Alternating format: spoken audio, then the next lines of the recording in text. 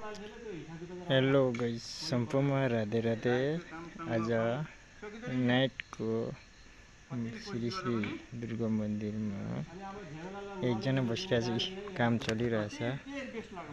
राति नाइट आज महादेवसँग आएर खल्टा फुट्दैछ। स्टार्टिङ यता नि खल्टा चल्दैछ, हेर्न सक्नुहुन्छ। यो मन्दिर स्टार्ट बनिँदैछ पुरा खामाका। यहाँ हाम्रा खड्के बराजु बसिरहनु भएको छ, अम्ला कटाउँदै सादा मलाई।